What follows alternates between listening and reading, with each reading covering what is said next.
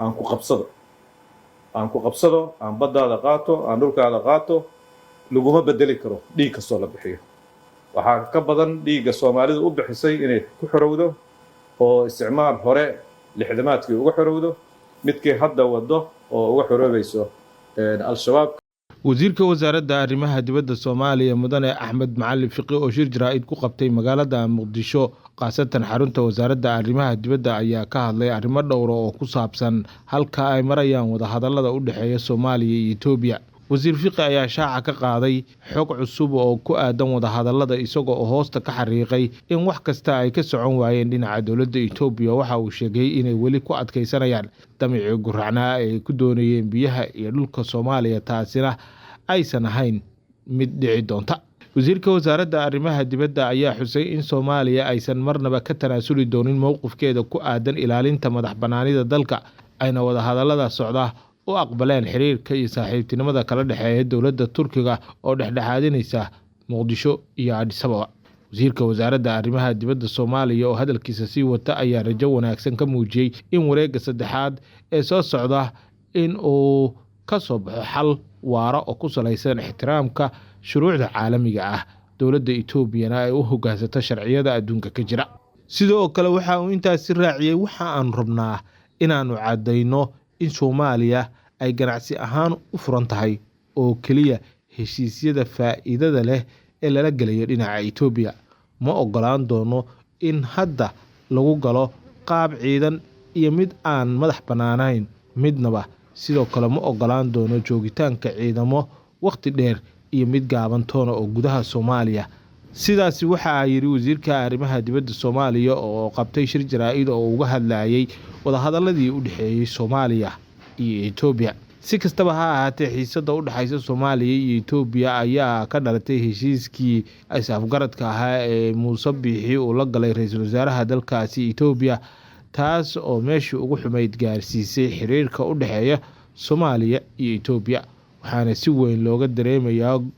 gobolka xiisadda u dhaxaysa Itoobiya iyo Soomaaliya. mana jiro ilaa iyo hadda wax isu soo dhawaansho ah oo ay sameeyeen labada dhinac oo ku aadan in xiisadda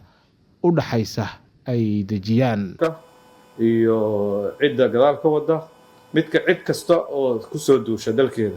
ay diyaarka ula tahay inay ku bixiso kaasa ka weyn dhiiga aan bixinayno. laakiin kaas macnaheedu ma ahan dowladaha hadda tirada badan. dowladda Uganda dhiig ku bixisay, dowladda Burundi baa ciidankeedu dhiig ku bixiyeen, Djibouti ayaa ciidankeedu ku dhimanayaan ama ku dhinteenba. dowladda dariska Kenya oo aan darisnaha ciidankeedii halkan ay maaragtay ayagoo Soomaaliya u soo gurmanaya wax ku noqdeen. taas macnaheedu loo mid ahan dhiig baan bixinayaa, macnaheedu marnaba lama mid ahan. waxaa weeye waa ku qabsanaya dhiiggii aan bixiyaan sarrifaya laba macno ahaan. hadduu kaas macno la yahayna dhiig dambe ha bixin baan leenahay. hadduu kaas la macno yahay waa ku qabsanayaa, baddaadaan qaadanayaa, dhiigga waxbaan ku bedelanayaa. hadduu yahay heshiis caalami ah lagu joogay, dowlad la qasbayna ma jirsin. dowlad walbana iyadaa soo codsanaysa ciidamadan inay ka mid noqoto ATMIS ama AMISOM la dhihi jiray. marka kaasna waxaan rabnaa inaan u clarify garayno oo u caddayno cidda mar walbaba kooxaha dowladda dariska aan nahay ka hadlaya oo mar walbaba dhiig baan bixinay rabaa inay ku qariyaan madax bannaanidii iyo midnimadii Soomaaliya ku xadgudubka ay ku hayaan iyo heshiiska sharci darrada inay wadadiisa ku sii socdaan inay ku qariyaan dhiig ma qarsoomi karto. dhulkana sidii madaxweynuhu habeen dhaweyto uu sheegay, dhulka Soomaaliyana wax lagu bedelan karo dhiig baa tir lacag wax lagu bedelan karo ma jiraan. marka dowladda Soomaaliya iyo shacabka Soomaaliyeed waxaan ugu baaqayaa marka ay timaado qadiyadaha waddanka, marka ay timaado qadiyad qaran, qabiil meel waa la iska dhigayaa, gobol meel baa iska dhigaysaa, qofaad siyaasadda ku uga duwaneyd waad iska dhigaysaa. waxaan ugu yeerayaa shacabka Soomaaliyeed ee aqoonyahanka Soomaaliyeed ninka qalin ku difaaci karaa dalkiisa inuu ku difaaco, ninka af ku difaaci karaa qofka af ku difaaci karaa inuu ku difaaco, qofka markii loo baahdo dhiiggiisa bixinaya inuu ku difaaco. dalka Soomaaliya waxaa weeye damac soo jireena ayaa weligiis laga lahaa mar walbana dadka Soomaaliyeed meelay joogaanba way u midoobi jireen qadiyaddan oo kale markay tahay waxaan ka mahad celinayaa kalsoonida dadka Soomaaliyeed ay ku qabaan dowladda Soomaaliyeed inaanay ka tanaasuli doonin inaysan ka tanaasulayn inaysan u dabcayn damac kasta oo ka soo gala dhulka Soomaaliya ama dowladda deris ha rabooto ama cid kale ha rabooto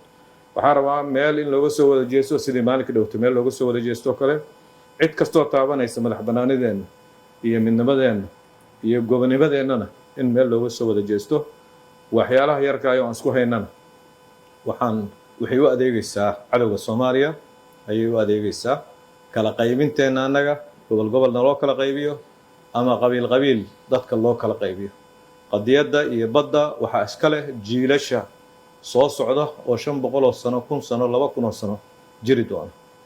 abiy 120 milyan ayuu wax u raadinayaa laakiin 120 milyan wuxuu u raadin karaa oo sheegayo nabadgelyo wuxuu u raadin karaa 120 milyan inuu colaad ku furo inuu khilaaf ku furo inuu dhibaatada hadda ka dhex jirto dhibaato kale ugu daro laguma raadin karo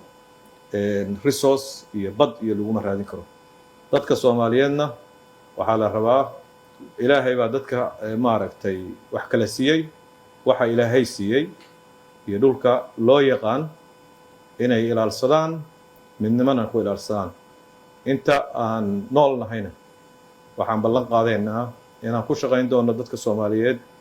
qulubtooda rabitaankooda iyo maaragtay filashadooda inaan ku shaqayn doonaan aan ballan qaadayaa aad iyo aad baa mahadsan fadlan daawada haddii aad nagu cusub tahay kusoo biir barahayaga bulshada oo YouTube-ka iyo weliba Facebook-ka labadaba noo follow garee channel-kana subscribe noo saar mahadsanidin wararka naga soo gaaraya koonfurta gobolka Mudug ayaa sheegaya in deegaanka Dhankale oo qiyaastii u jira 7 kiiloomitir deegaanka Camaara lagu gubay gaari xamuula oo ay la socdeen dad shacab kadib markii ay wadada ay galeen al-shabaab gaarigan oo noociisu ahaa BG ayaa ku sii jeeday dhinaca magaalada Galkacyo waxaana sidoo kale uu siday raashin sida ay noo sheegeen qaar ka mid ah dadka deegaanka dadka shacabka ah ee baabuurka la socday ayaa la soo warinayaa in ay goobta ay ka baxsadeen markii ay weerarka ay ka war heleen inkastoo oo ay ku soo wajahnaayeen xubno ka tirsan al-shabaab wararka ayaa intaasi ku daraya in maleeshiyaadka al-shabaab ay jidka ay u galeen baabuurkaasi oo ay dab qabadsiiyeen kadibna ay isaga dhaqaaqeen halkaasi ma jiro wax hadal ah oo ka soo baxay saraakiisha ciidamada dowladda iyo madaxda Galmudug fadlan daawada haddii aad nagu cusub tahay kusoo biir barahayaga bulshada oo YouTube-ka iyo weliba Facebook-ka labadaba noo follow garee channel-kana subscribe noo saar mahadsanidin